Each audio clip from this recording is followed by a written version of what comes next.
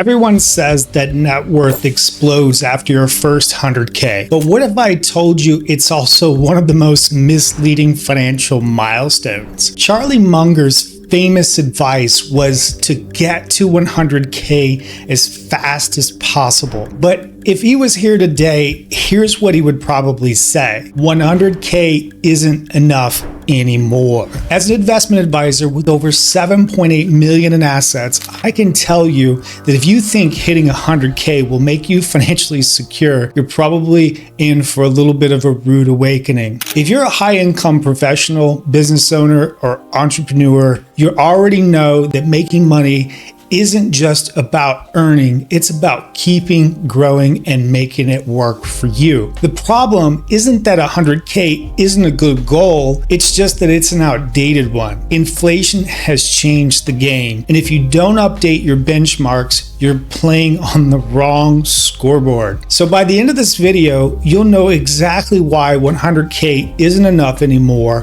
what number you should really be aiming for, and how to reach it much faster. So if you're treating that 100K like a major goal, you're following outdated playbooks, and it's costing you time, money, and financial freedom.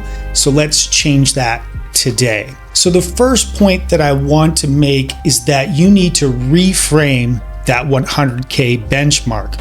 For years, 100K has been treated like the golden milestone. It's the moment when people feel that they've crossed into real financial security. But if you stop and look at the bigger picture, you'll see that 100K isn't quite what it used to be. There's a reason people celebrate hitting six figures. It feels substantial. But here's the problem. Financial success isn't about hitting an arbitrary number.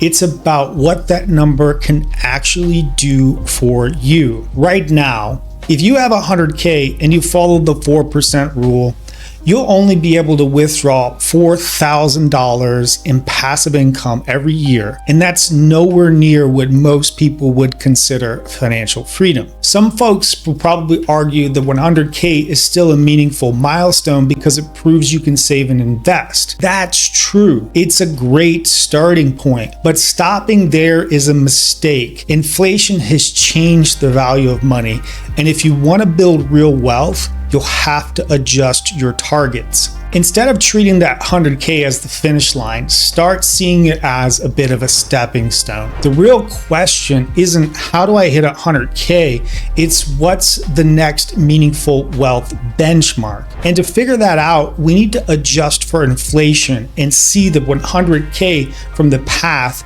isn't actually worth the same today. But before we keep going, I want to make sure you're actually putting your money to work the right way. This is why I created the Fire OS course that walks you through exactly how to start investing, become an individual investor, and achieve financial independence, even if you don't know where to begin. In just 5 days, you can learn the essential strategies to grow your money and get on the right path to financial independence. And here's the best part. When you sign up, you automatically get access to the Fire OS community where you can connect with like-minded people who are serious about building wealth.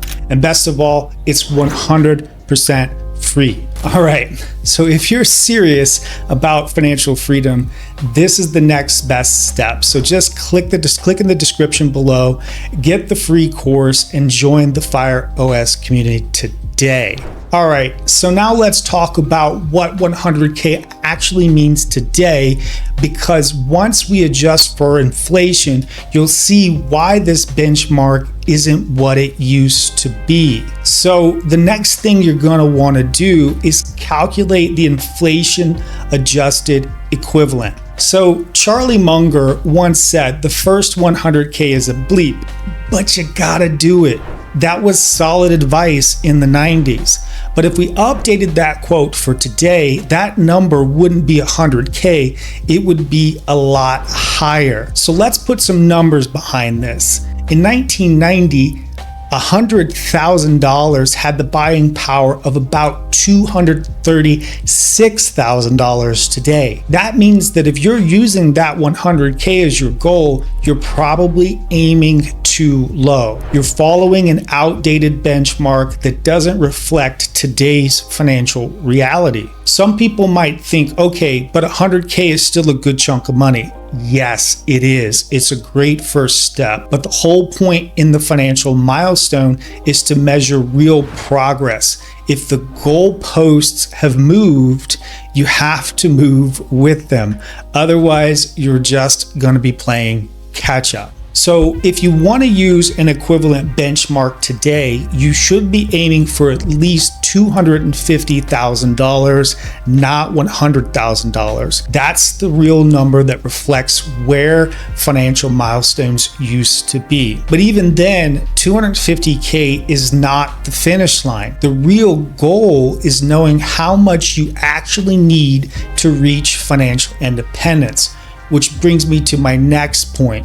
You need to identify your real financial independence number. So if you're serious about financial freedom, you need a real target, not just an arbitrary round number, but the amount that actually makes work optional. That number exists and it's called your FIRE number, your financial independent retire early number. And your FIRE number is pretty simple. And here's a very conservative way to calculate it. You just take your annual expenses and you multiply by 25. So if you spend $100,000 per year, your FIRE number is $2.5 million. And if you spend 80K, it's $2 million. The problem with aiming for 100K is that it has no relationship to your actual financial needs. It's just arbitrary. Some people assume that once they hit the six-figure number, they're in a great spot, but that's only true if it supports your lifestyle. If your expenses are high, then obviously 100K won't cut it. You got to be aiming higher. And if you don't have a plan for growing your money, you'll stay stuck in a cycle of earning and spending without ever reaching financial independence. So instead of chasing arbitrary milestones, calculate your FIRE number.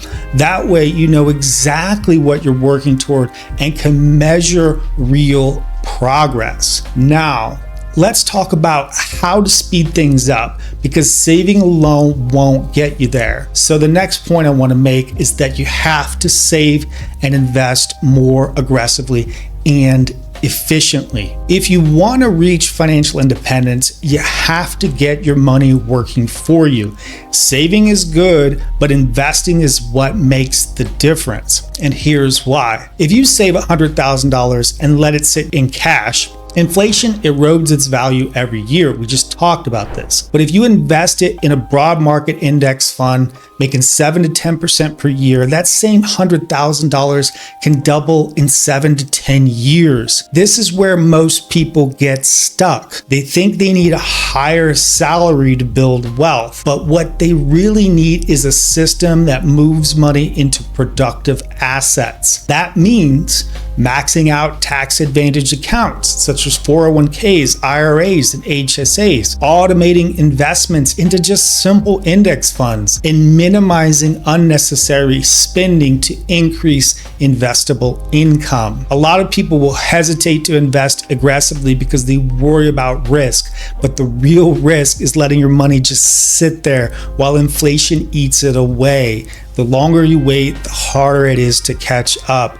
Cash is also risky. By prioritizing investing over just saving, you'll speed up your path to financial independence, turning that 100K into millions over time. But even then, you need to reframe your thinking. It's not about hitting one number, it's about setting up a system that keeps on growing.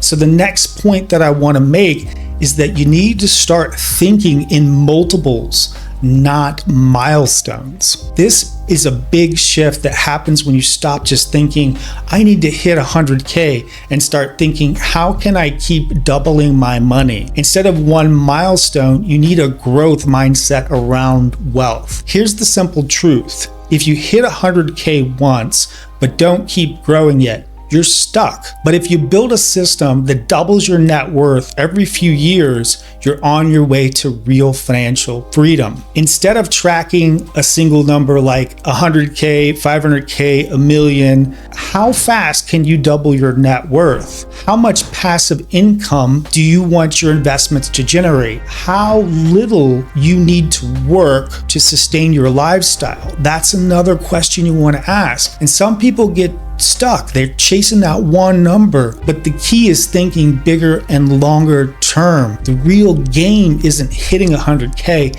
it's compounding past it. And until you don't have to think about money anymore, that is the game. So let's wrap this up. What should you actually take away from all this? If you've been treating 100K like your big goal, it's time to adjust. The real target is financial independence, and that number is much higher than 100K. So do me a favor, just hit the like button, subscribe, and let me know in the comments below, what's your real FIRE number?